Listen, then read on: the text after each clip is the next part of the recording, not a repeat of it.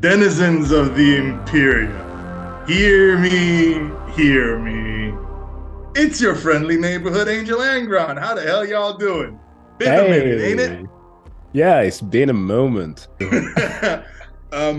Allow me to educate you children of the Emperor on something called life. Both Jack and I have been on some adventures. Oh boy. He was a bit under the weather. I was toppling my local regime. We've been busy boys.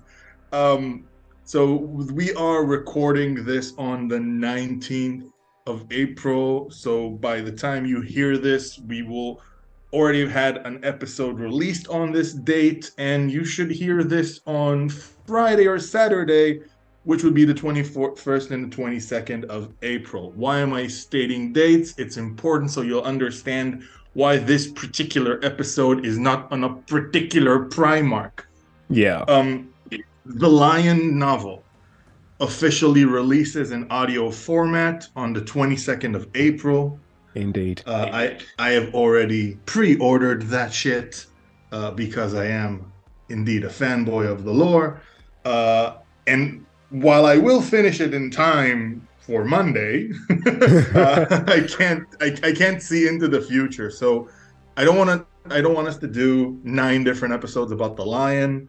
Nah. So once the novel is out and me and Jack get through it, we're going to do a complete rundown of Arcs of Omen and the Return of the Lion and how all that connects. Because Son of the Forest is the prequel to Arcs of Omen, and you want to understand how the hell did the Lion even come back? Oh yeah.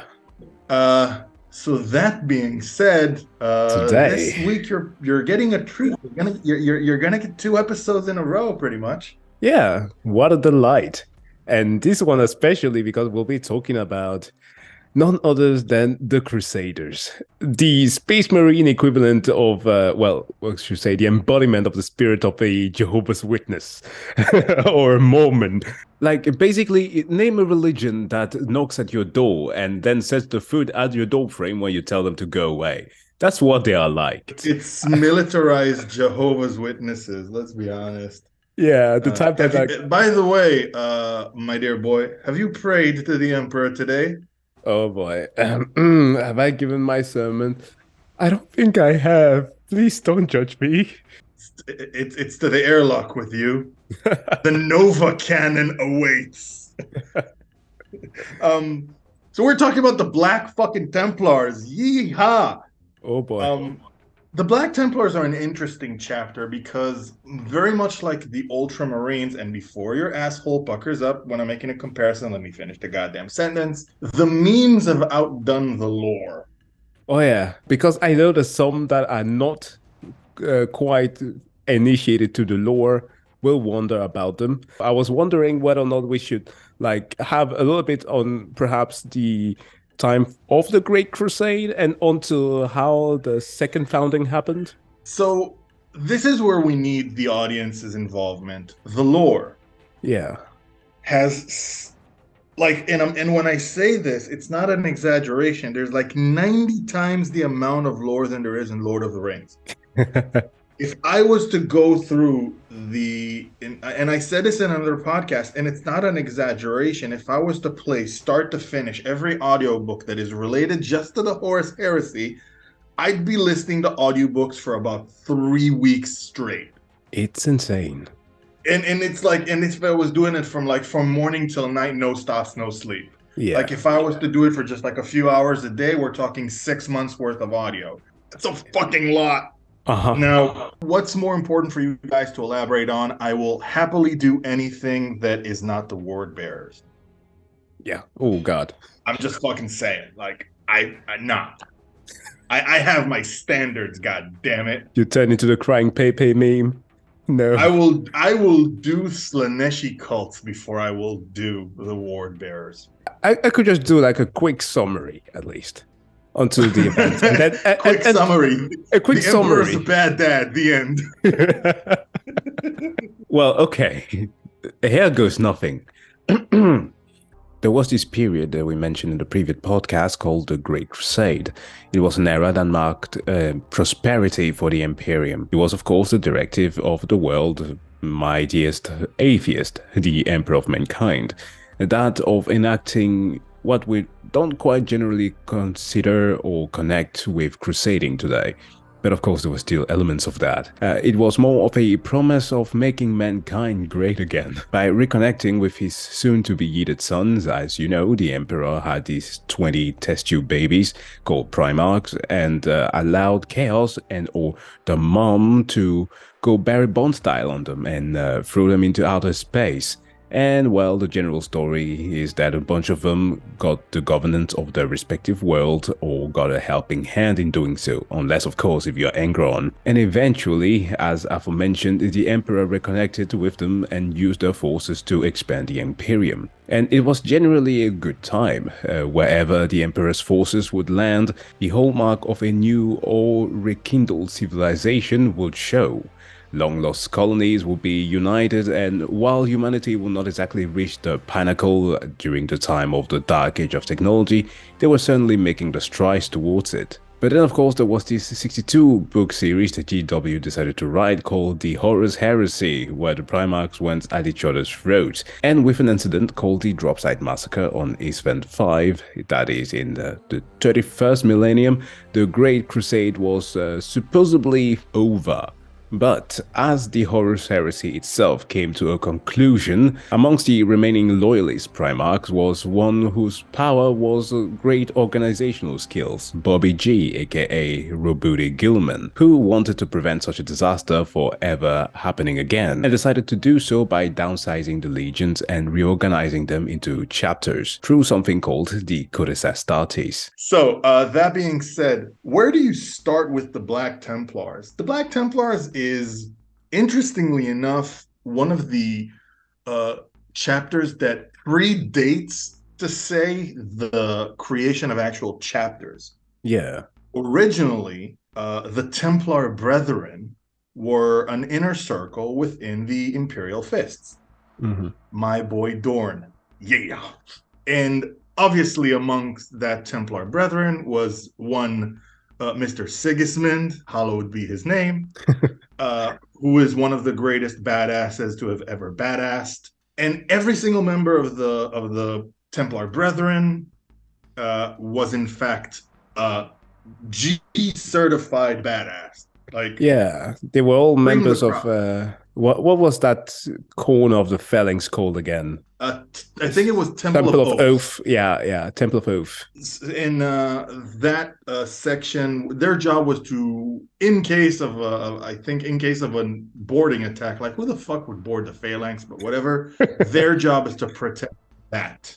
Yeah. Now, after the whole Horus Heresy kerfuffle and the almost second civil war between Dorn and Gulliman in confrontation in regards to the Codex Astartes, fuck you, Leandros, I hate that book and you as well. Sorry, I'm just having Space Marine flashbacks. Codex Astartes. Codex Astartes. Codex Astartes. Shut the f*** up and think for yourself, Leandros. Sorry, where was I? All my homies hate Leandros. Yeah. So when the Imperial Fists was broken up as a legion following the events of the Iron Cage, no, I'm not elaborating on the Iron Cage now. We will get to that when we talk about the Imperial Fists and or Perturabo. Mm-hmm. Following the Iron Cage, the Imperial Fists kind of acquiesced to the Codex Astartes and were dispersed into three main successor chapters. One keeping the namesake, the Imperial Fist, and maintaining their position on Terra. Mm-hmm. One being led by Sigismund, which would take on the name the Black Templars. And the other would be the Crimson Fists, who are really lovable and and really cool. Yeah, I love them. Their own. They look pretty cool. They're just really neat. They're really neat and really underrated. Now, Sigismund is an interesting character. He is the first High Marshal of the Black Templars. He was one of the oldest Astartes to ever live into long age without being entombed in a dreadnought. I believe by the time that he fought Abaddon, he was well over 1,000 years old. Yeah, he was. Oh, and he was roughly around Dante's age. Yeah. Um, And he beat Sigismund is that boy. probably. I'm sorry. No, I would have quoted Sigismund on the way that he defeated Abaddon, or at least laid the Well, he didn't smack really down with defeat him. Abaddon, but Sigismund has the greatest deathbed quote of all time. You will die as your Weakling weakling father father. did, honorless, weeping, ashamed. Yeah. I think that's pretty much verbatim. I don't have that up right now, but it's just a badass way to go. Also, Abaddon taking the black sword to the chest and not dying is just fucking hacks. I hate that so much because that was a fucking death blow. Like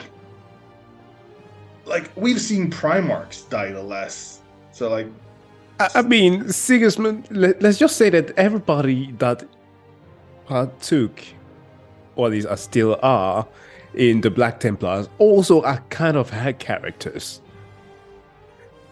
I mean, to be completely honest, I know that they are badasses, but god damn, it's like the stories are beyond what anyone could ever imagine. we're gonna get there, don't worry. So Sigismund, there are three main popular characters when it comes to the Black Templars. Once we'll get there in a second and we'll talk about them all. Mm. So the Black Templars are unique. They don't have a home world. No. They don't also have the phalanx. What they have is not that bad at all. They have one of the very few remaining Gloriana class battleships. Yeah, they're nomads. The Eternal Crusade, it's called. Yeah, pretty much. And if you think that name is foreshadowing, oh yeah. Oh no, it's not coincidental at all. They are also very unique as they are the largest chapter. Do you know how many Space Marines are in the Black Templars? Okay, so normally Rogol, the Primarch of the Iron Fist, opposed the Codex Astartes, this division of the chapters or the legions into chapters, but then relented because he didn't want to turn into his brother with alopecia and kept his modern chops. So because of that, they were separated into these chapters that are normally comprised of 1,000 Marines.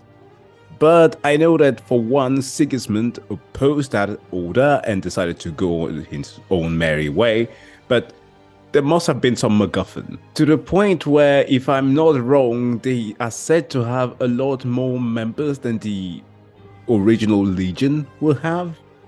Is that correct? So I'll tell you how they did it, and it's kind of brilliant. And I think because it's kind of brilliant, Yeah. Robuda Gilman kind of said, "All right, that's kind of cheeky, but I like it. You out paperworked me." Yeah. Because there is no direct ban on a chapter having its own successor chapter. No. The Black Templars have successor chapters that are also called the Black Templars. Yeah. And each successor chapter has a Also- marshal who is basically that quote unquote chapter master, but Yeah. he's more kind of like a captain. And they all answer and subordinate themselves To the High Marshal. High Marshal Helbrecht. Yeah. The Black Templars, based on the latest editions, have roughly 6,000 Space Marines. And like, these aren't your everyday Space Marines. First of all, Dorn's gene seed appears to be incredibly durable and does not generate throughout the 10,000 years. These are some of the most steadfast, zealot, and really single-minded Space Marines of all. Like, they have gone past weaponized racism and they've gone into competitive racism. They are racist on an Olympic level. Oh yeah, with the quote of the High Marshal being one of the best one of all times. Suffer not the unclean to live. They are just neat. Now here's the thing: they're not evil. like there are chapters that are just fucking awful. Like Marines Malevolent. I'm looking right at you, you fucks. There are chapters that are aggressive and brutal, like the Flesh Tearers. By the way, G's up Nasir Amit. I fucking love that dude. Um, but the Black Templars are just fanatics, but they believe they're like everyone's the hero in their own story, but they believe to be the purest form of champions for mankind. But it's also not so surprising because of how the chapter structure is put. Like, for example, they don't seem to have the same type of rigidity that other chapters have in terms of the structure.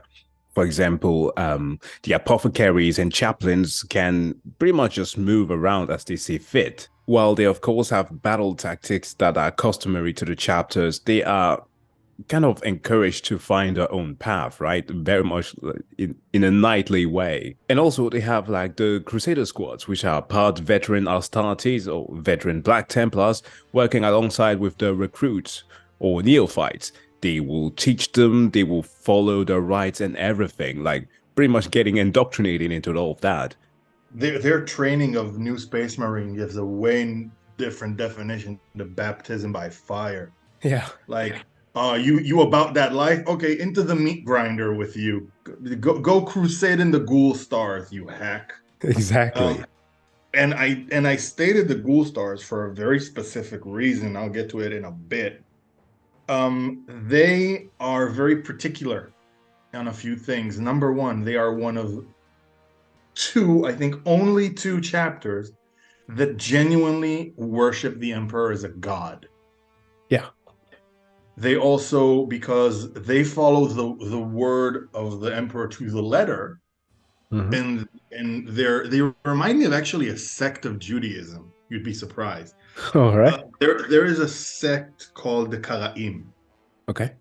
Karaim follow the Bible to the letter, no interpretation. This is what it says, and these are the mitzvahs that we follow. These are the tenets that we follow. Yeah,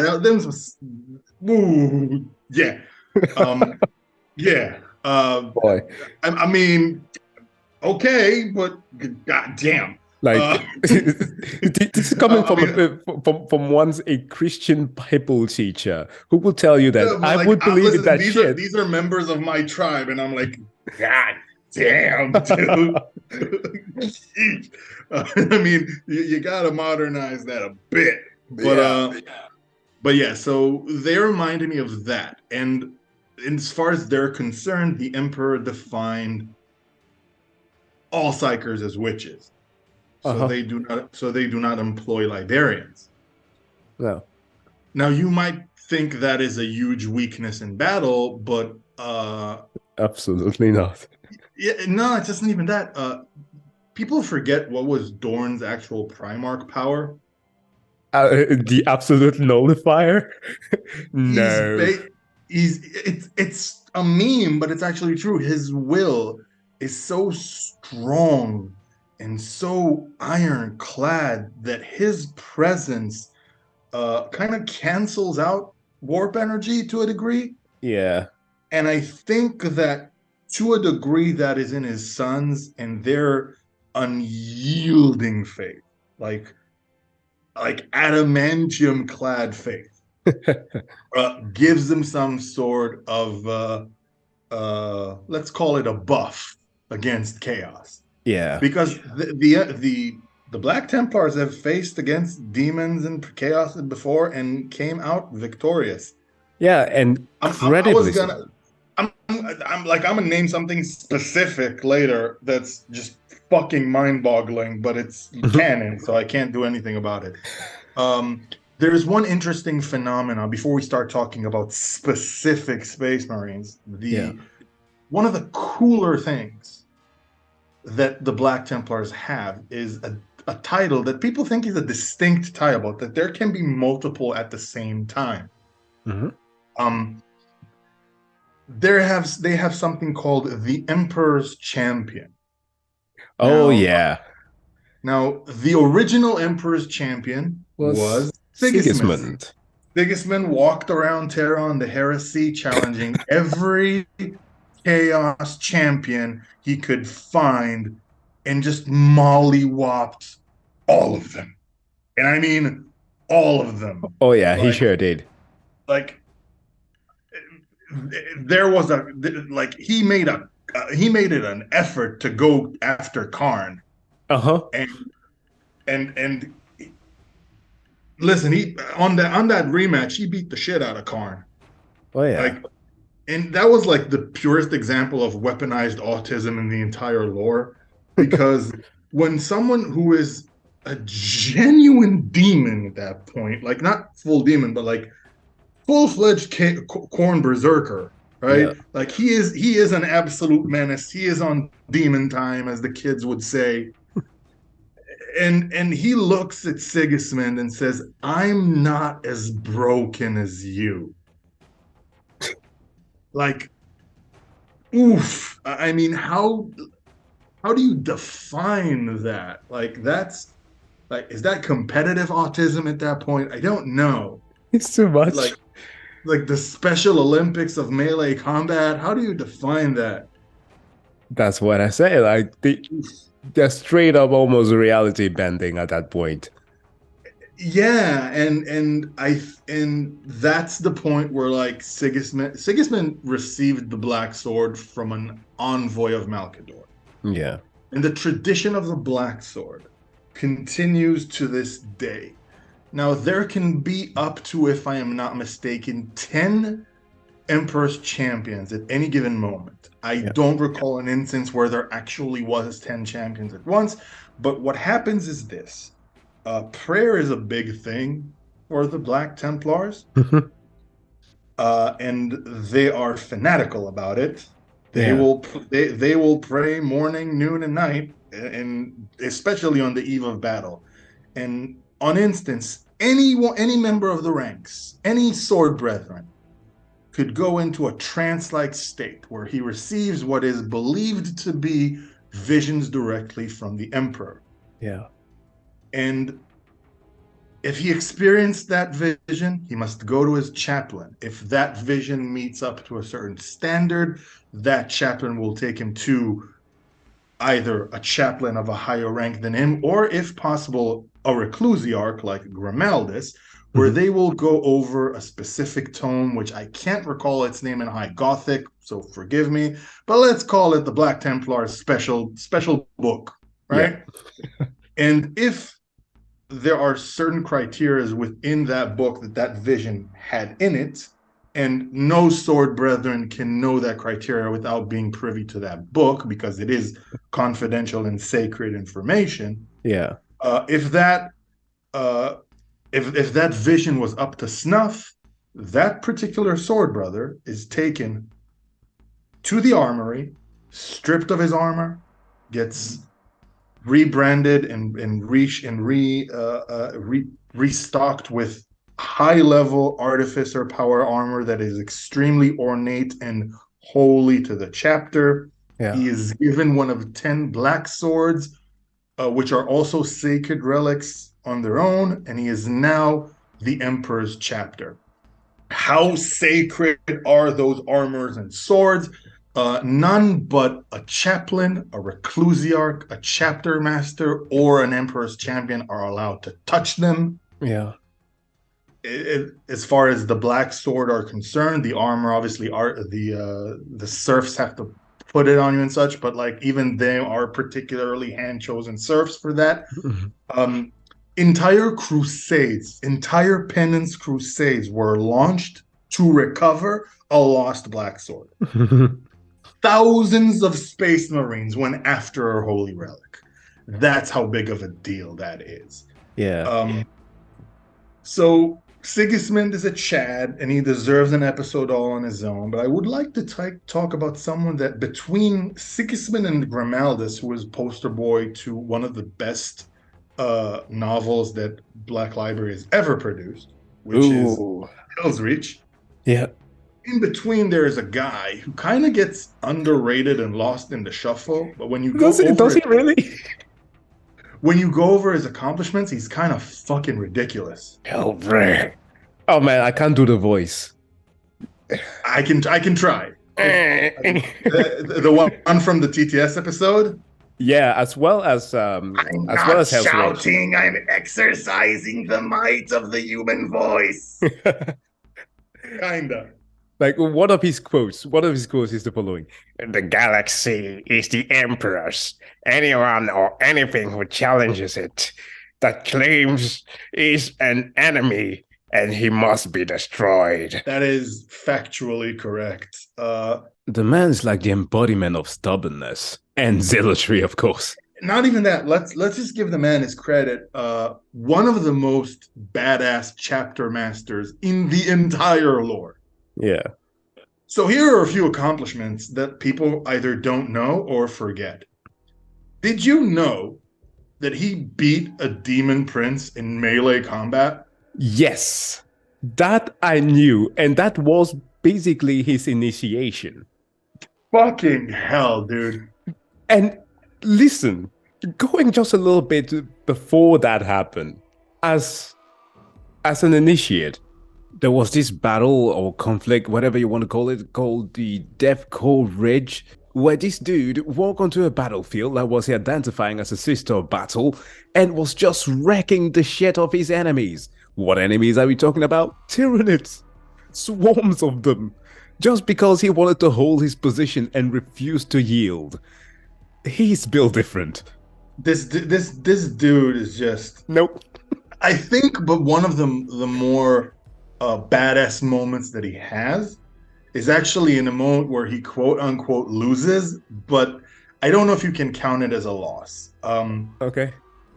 The Black Templars are one of very few chapters that have successfully fought and survived interactions with the Necrons. Now, he went toe-to-toe, mono e-robot, against the second most powerful Necron Lord, Imhotep the Storm Lord. Oh boy. Who, by all accounts, is monstrously powerful. Yeah.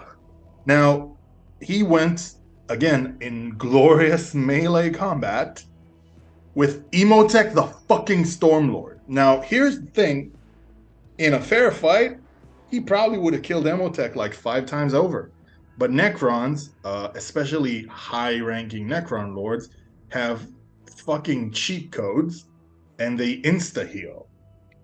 Now, fair and square, like fair dinkum, Helbrecht handed him his shiny metallic ass.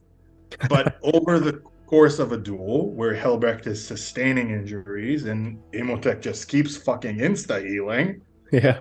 eventually he was exhausted and was severely wounded, and Imhotep took his arm.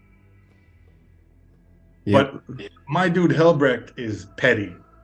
And when I mean petty, I mean petty. Like, you ever had a petty ex-girlfriend that keyed your car? Right? You ever had that? Not quite that, but I know the feeling.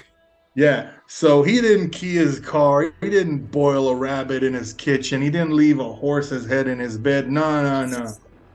You know what he did? Why? He teleport raided into his capital ship, caught his entire crew by surprise, won the battle, and flew his capital ship into a nearby sun. A Necron capital ship. Irreplaceable, million-year-old technology. Like, he couldn't rebuild it if he wanted to. Like, the materials are gone. They can't make any more fucking necrodermis or whatever their ships are made from. Yeah.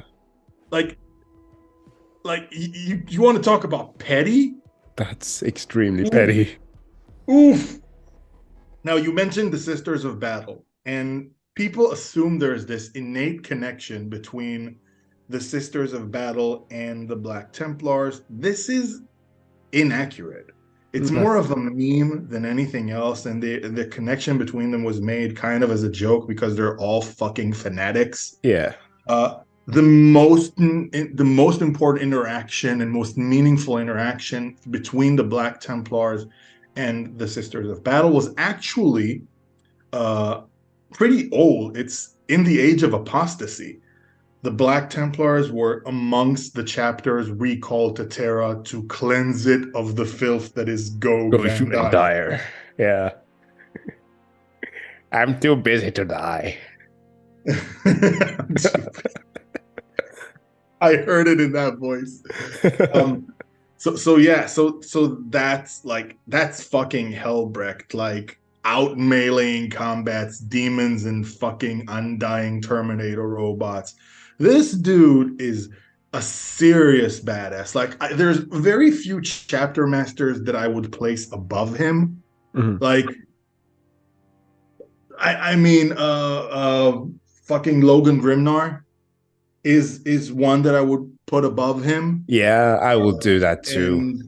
And Tiberius from the Carcaradan Astra, I would put above him. Yeah, the Red Wake, definitely. The Red Wake, the Walking Monolith, for fuck's sake. And also the Chapter Master of the Minotaurs, I would put above him. Yeah, that's fair. But that's kind of where it ends. Like I agree. he's a step above. Like I think he's more dangerous on his own than, let's say, a Dante. Although Dante just got Primaris fucking face cream, so I don't know. But Dante is a more important figure when it comes to like leadership. But I think right. on a battlefield, I kind of got to give it to Helbrecht.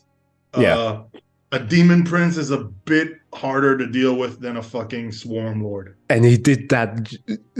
What was he did it as a baby? Years. Yeah, 10 years into his initiation. After that, they were like, okay, join the force. I don't think he even had his black carapace at that point. No. Like, that's fucking nuts. Yeah, he's too much. He's a supreme fighter. Honestly, if we're talking hand-to-hand combat, I think only Tiberius gets him, and maybe the dude from the Minotaurs. Maybe. Yeah. Maybe. And I'm maybe about the Minotaur guy because there's very few accounts of how dangerous he really is. It's all kind of speculative. Yeah. But man, fucking Helbrecht is worthy of being labeled a Sigismund, as Lord Adorable calls him in that podcast. Yeah. Helbrecht is a badass. And now we have to talk about someone who's more of an inspirational figure than a genuine badass. I mean, they're all badasses. They're fucking Black Templars. There's no one on the Black Templars who's not a legitimate badass. But obviously, like Daniel Cormier once said after fighting, I think it was Vulcan Ozdemir, there are levels to this game. The next one we're going to talk about, and he's actually one of the more known, newer, quote-unquote, Black Templar figures. Yeah. That's Grimaldis. Grimaldis is Reclusiarch. Reclusiarch is basically like the chaplain's chapter master, for lack of a better description. He is the head chaplain for the Black Templars chapters. A chaplain is a warrior priest. He is there to keep morales high, to keep discipline in check, to make sure everyone rosaries are clean as a whistle, and everyone says their litanies 3 times a day like a good boy. Yeah. The chaplain is also the one that disciplines you when you're naughty and make sure you get executed if you're showing signs of corruption. Not an easy job. No. Grimaldis is more of a manifestation of some of the more clearly positive sides of the Black Templars, which is their genuine true love for mankind, which kind of gets washed away with the competitive racism that they're always showing off. Yeah. It's an important aspect to bring forth because I mean, not everybody. It all depends on where it is that you've been introduced to the Black Templars. But as for me, for example, the first time that I encountered them was through an animation called Helbrecht, and there was this whole thing about them having to protect the humans on that planet. But as we know, the Space Marines usually just have one goal: like annihilate the foe. Casualties, yeah, we're not Chips fall rebooting where they may, kilometer. kind of thing. Yeah, we'll fix that later. So yeah, it's amazing that through him, some of those highlights are being brought forth. It's even more than that, and it's genuinely more than that. He's unique in a very particular aspect that a lot of people don't notice. Because one of the things that kind of slipped between the crack, that speech on Hell's Reach. Yeah. How does he address the Imperial Guard there? Do you remember? Oh, doesn't he call them your brothers as well? brothers and sisters. Brothers and sisters, yeah. And he's rousing them, like when they're yelling, "Our planet, our world, our city, our world." Yeah. And he's like, "I cannot hear you, brothers." Yeah. Very rarely in the entire lore has Space Marines talked to Imperial regiments as equals. Yeah.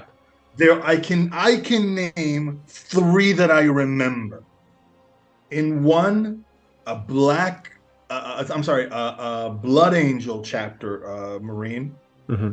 Saw an exemplary show of heroism from, I think it was a Terran-born citizen.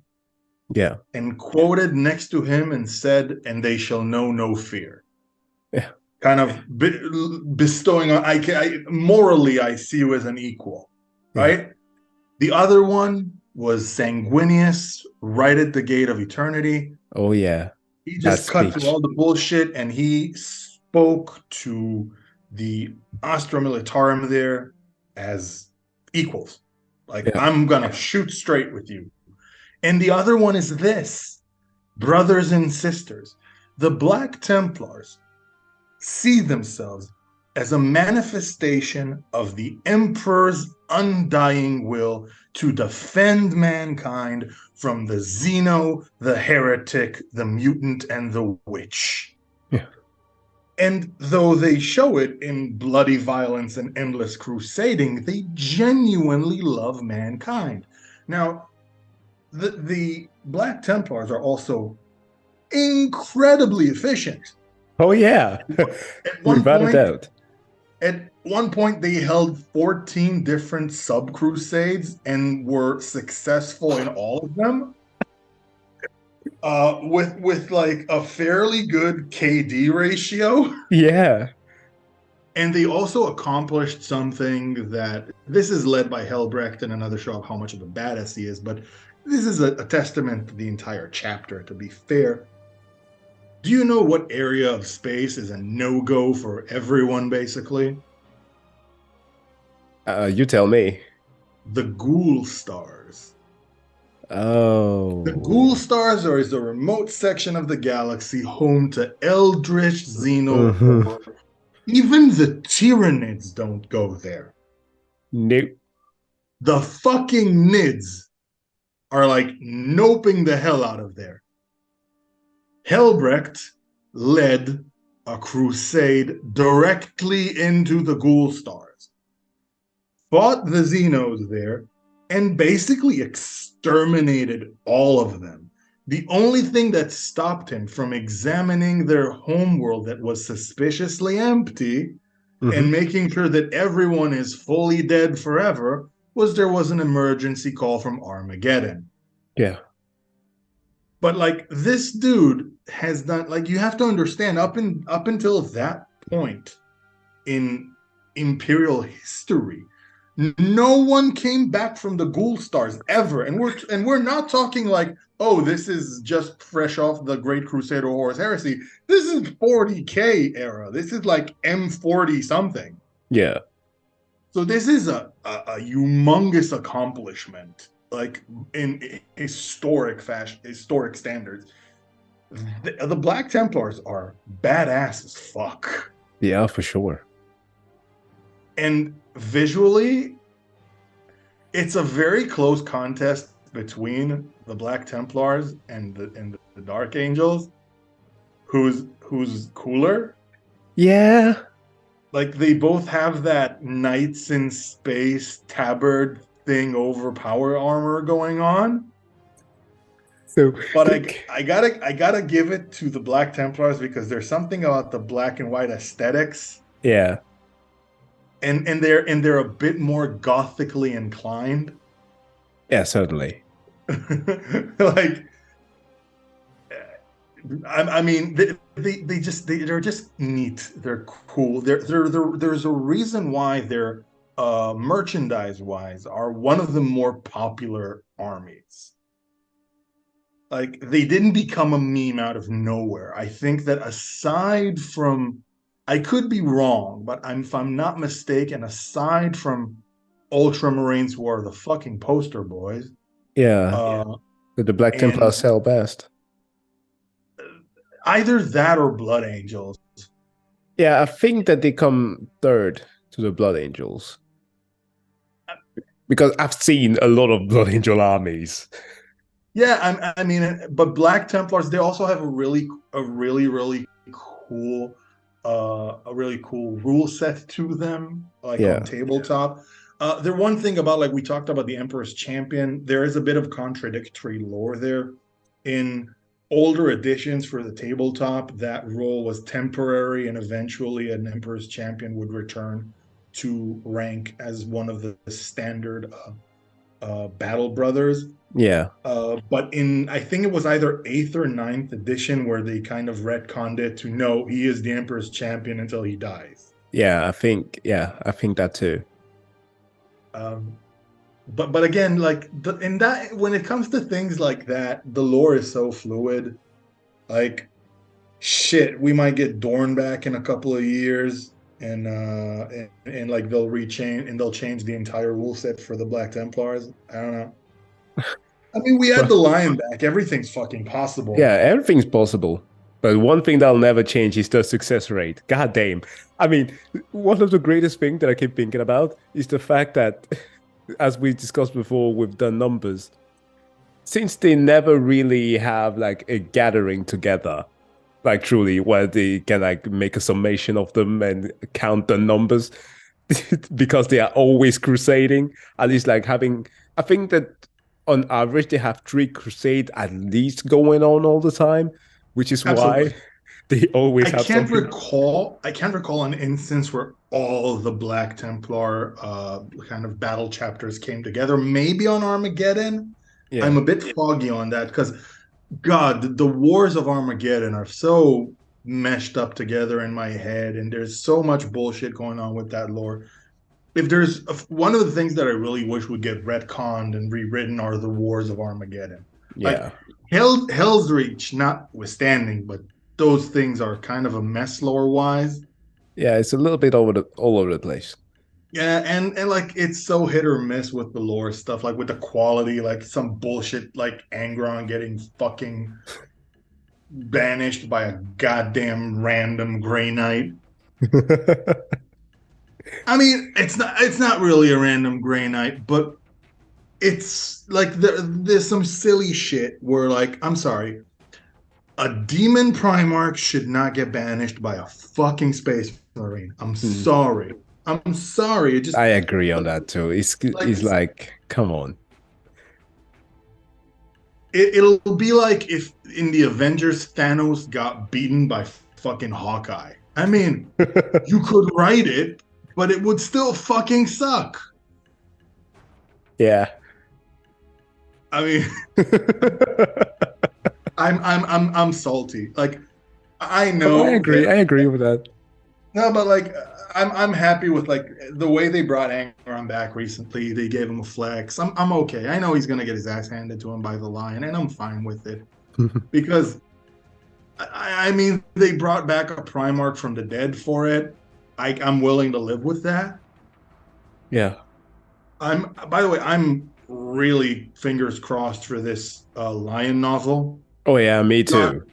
fuck, please just write. I'm looking for reasons to like the guy. I think it's going to be good. They can't I fail this hope one. so because, like, I said this on previous podcasts. I really tried to like the Lion because I genuinely appreciate the cool factor of the Dark Angels. Like, the First Legion are cool as fuck, and the whole thing with like the espionage and the Fallen and Cipher. There's so many so much cool shit about the Dark Angels. Yeah. But God, does the Lion suck? Like, not in feats, as he's a very strong Oh, combatant. he's a very capable Primarch. Yeah, There's no doubt he's of that. competent, but he's also violently autistic. Like, I'm sorry. Speaking of which, I have a fanfic. I have a fanfic of if there were a possibility of having like some Marines migrating from different chapters, having like goddamn, what's his name again? Asmodai being on the teachings of Helbrecht. That would be bliss for me. That's a fanfic that I have. Like there are parts like there are companies where Marines from different chapters go to serve together. I think that's the whole thing with like Death Watch. The Death Watch, yeah. Yeah, for example, yeah. But my God, the zealotry. I would like to see the Admondine make him repent. Oh God. Listen, there are a few like black. I would like to see Grimaldis and Asmodai tag team someone. That'd be nice. As Azrael and Helbrecht. Oof. They could wreck some shit. I mean, yeah. They're really cool. Is there anything I forgot to cover? I mean, this is a superficial look into the Black Templars. Every single character and every aspect in the lore can be analyzed to the nitty-gritty, but we'll end up with like 60-hour-long podcasts. And honestly, even you guys, you don't really have the attention span for it. Let's be honest. No.